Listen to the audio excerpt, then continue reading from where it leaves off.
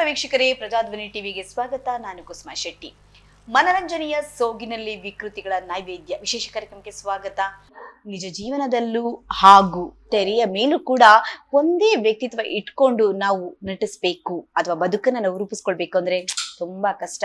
But ಆ ಸಾಲಿಗೆ ನಾವೇನಾದ್ರೂ ಇವತ್ತು ಮಾತಾಡ್ಬೇಕು ಅನ್ನೋದಾದ್ರೆ ಅಂತರಾಳದ ಮಾತುಗಳನ್ನ ನೇರವಾಗಿ ಮಾತನಾಡುವಂತ daring dashing rebel and one and only is our Chitral.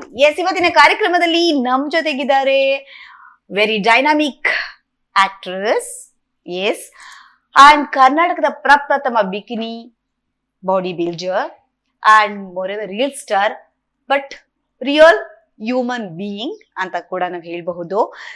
ಈ ಒಟ್ಟಾರೆ ಕಲೆ ಅನ್ನೋದಕ್ಕೆ ಒಂದು ಅರ್ಥಪೂರ್ಣವಾದಂತಹ ಬದುಕನ್ನ ನಡೆಸ್ತಿರುವಂತಹ ಚಿತ್ರಾಲ್ ನೇರವಾದಂತಹ ಮಾತುಗಳನ್ನ ನಮ್ ಜೊತೆಗೆ ಹಂಚ್ಕೊಳ್ತಾ ಇದ್ದಾರೆ. ಬನ್ನಿ ಕಾರ್ಯಕ್ರಮಕ್ಕೆ ಸ್ವಾಗತಿಸೋಣ. ಹಾಯ್ ಚಿತ್ರಾಲ್. ಹಾಯ್, ನಮಸ್ಕಾರ. ನಮಸ್ಕಾರ. ತುಂಬಾ ಹೇಳ್ದೆ, ಚೆನ್ನಾಗಿದ್ದೀನಿ. ನಾನ್ ತುಂಬಾ ಹೇಳ್ದೆ ನಿಮ್ ಬಗ್ಗೆ ಓಪನಿಂಗ್ ಅಲ್ಲಿ. ಏನಾದ್ರೂ ಕಿವಿಗೆ ಮನ್ಸ್ಗೋಯ್ತಾ? ಖಂಡಿತ. ಏನ್ ಅರ್ಥ ಆಯ್ತು? ಜಾಸ್ತಿ ಹೋಗಿದ್ದು ರಿಯಲ್ ಹ್ಯೂಮನ್ ಬೀಯಿಂಗ್ ಅನ್ನೋದು, ವಿಚ್ ಇಸ್ ಫ್ಯಾಕ್ಟ್. ಓಕೆ. ಅದಕ್ಕೂ ಮುಂಚೆ ರೆಬೆಲ್ ಅಂತೆಲ್ಲ ಹೇಳಿದ್ರೆ, ಯೂಶಲಿ ಇವಾಗೆಲ್ಲ ಏನಾಗಿದೆ ಅಂತ ಯಾಕೆ ಈ ಮಾತನ್ನ ಎಲ್ಲಾ ಕಡೆ ನಾನ್ ಒಬ್ಳೆ ಇದ್ದೇನೆ ಈ ಮಾತನ್ನ ಹೇಳ್ತಾ ಇಲ್ಲ. ಆಬ್ವಿಯಸ್ಲಿ ತುಂಬಾ ಜನ ಈ ಒಂದು ಕಾಂಪ್ಲಿಮೆಂಟ್ ಮಾಡಿರ್ತಾರೆ. ಸೊ ಈ ಒಂದು ಬೋಲ್ಡ್ನೆಸ್ ಎಲ್ಲಿಂದ ಬಂತು, ಮೂಲ ಏನು, ಬರೋದಿಕ್ಕೆ ಕಾರಣ ಏನು ತಿಳ್ಕೊಳ್ಬಹುದಾ? ಜೀವನದಲ್ಲಿ ಬೋಲ್ಡ್ನೆಸ್ ಬಂದಿರೋದು ಸಿಚುವೇಶನ್ ಗಳನ್ನ ಫೇಸ್ ಮಾಡಿ. ಬಟ್ ಕೆಲವೊಂದು ಜನಗಳಿಂದನೂ ಕೂಡ ನಾವು ಬೋಲ್ಡ್ನೆಸ್ ತಗೋಬೇಕಾಗತ್ತೆ. ಬಿಕಾಸ್ ಅನಿವಾರ್ಯ ಆಗತ್ತೆ. ಬೋಲ್ಡ್ ಇಲ್ಲ ಅಂತಂದ್ರೆ ನಿಮ್ಗೆ ಚೆನ್ನಾಗಿ ಹೂ ಮುಡ್ಸ್ಬಿಟ್ಟು ಹೋಗ್ತಾ ಇರ್ತಾರೆ ಎಲ್ರು. ಸೊ ಹಂಗಾಗಿ ಅನಿವಾರ್ಯ ಬೋಲ್ಡ್ನೆಸ್ ಎಲ್ರಿಗೂ ಇರ್ಬೇಕದು ಆಕ್ಚುಲಿ. ಇಲ್ಲಂತಂದ್ರೆ you will suffer a lot. ಆಮೇಲೆ ಇನ್ನೊಂದು ಏನಂತಂದ್ರೆ, ಏನಾದ್ರೂ ತಪ್ಪು ಮಾಡಿದಾಗ ಮಾತ್ರ ಭಯ ಪಡ್ಬೇಕು. ತಪ್ಪು ಮಾಡದೇ ಇದ್ದಾಗ ಭಯ ಪಡೋದಿದೆಯಲ್ಲ, ಅದು ದಡ್ಡತನ. ಈ ನೇಚರ್ ಎಲ್ಲಿಂದ ಬಂತು ನಿಮ್ಗೆ? ಇದುವರೆಗೆ ಯಾರು ಕಿವಿಗೆ ಹೂವ ಮುಡ್ಸೇ ಇಲ್ವಾಗಾದ್ರೆ? ಮುಡ್ಸಿ ಹೋಗಿದ್ದಾರೆ. ಸೊ ಹಂಗಾಗಿನೇ ಈ ಒಂದು ಹೌದು. ಎಷ್ಟು ಸರಿ ಇದಾಯ್ತು ಜೀವನದಲ್ಲಿ? ಎಡವಿರೋದು ಅಂತೇನಿಲ್ಲ. ನಾನು ಅದನ್ನೆಲ್ಲ ಒಂದು ಲೆಸನ್ ಅಂತ ತಗೊಂತೀನಿ.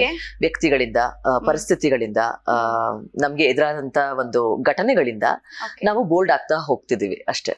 ಇಷ್ಟು ಮೈಂಡ್ ಮೆಚುರಿಟಿಯನ್ನ ಪಡ್ಕೊಳ್ಳೋದಕ್ಕೆ, ಪ್ರಬುದ್ಧವಾದಂತ ಮಾತುಗಳನ್ನ ಇವತ್ತು ನೇರವಾಗಿ ಎಲ್ಲರ ಜೊತೆ ಹಂಚ್ಕೊಳ್ಳೋದಕ್ಕೆ ದಿಲ್ ಬೇಕು. ಆ ಎದೆಗಾರಿಕೆ ಅನ್ನೋದು ನಿಮ್ಮಲ್ಲಿ ಹೇಗ್ ಬಂತು ಅಂತಾನೂ ಒಂದು ನಮ್ಮಲ್ಲಿ ಕಾಡುವಂತ ಪ್ರಶ್ನೆ. ಆಕ್ಚುಲಿ ಏನಂದ್ರೆ ಎಲ್ಲಾ ಮನುಷ್ಯರು ಇದೇ ತರ ಇರ್ಬೇಕು. ಏನಾಗೋಗಿದೆ ಅಂದ್ರೆ ಎಲ್ರು ಈ ತರ ಇರಕ್ ಆಗಲ್ವಲ್ಲ. ಸೊ ಹಂಗಾಗಿ ಯಾರಾದ್ರೂ ಒಂದು ಕ್ರೌಡ್ ಅಲ್ಲಿ ಒಬ್ರು ಯಾರಾದ್ರೂ ರಿಯಲ್ ಆಗಿದ್ದಾರೆ ಅಂದಾಗ ಅದು ಹೈಲೈಟೆಡ್ ಆಗಿ ಕಾಣಿಸುತ್ತೆ. ಓಕೆ. ಸೊ ಹಾಗಾದ್ರೆ ಚಿತ್ರಾಲ್ ಈ ಬೆಂಗಳೂರಿಗೆ ಬಂದು ಜೀವನವನ್ನ ರೂಪಿಸ್ಕೊಳ್ಬೇಕು ಅಂತ ಅಂದಾಗ ಮೊದಲಿಗೆ ನಿಮ್ಮಲ್ಲಿ ಕಲೆಯನ್ನ ಗುರುತಿಸಿ ಬದುಕನ್ನ ರೂಪಿಸ್ಕೊಳ್ಳೋದಿಕ್ಕೆ ದಾರಿ ಮಾಡ್ಕೊಟ್ಟಂತಹ ವ್ಯಕ್ತಿ ಯಾರಾದ್ರೂ ನೀವು ಸ್ಮರಿಸೋದು ಅಂತಂದ್ರೆ, ಮೊದಲನೇದಾಗಿ ನಾನು ಆದರ್ಶ ಫಿಲ್ಮ್ ಅಂಡ್ ಟಿವಿ ಇನ್ಸ್ಟಿಟ್ಯೂಟ್ ಅಲ್ಲಿ diploma in film acting and direction ಮಾಡಿದ್ದು.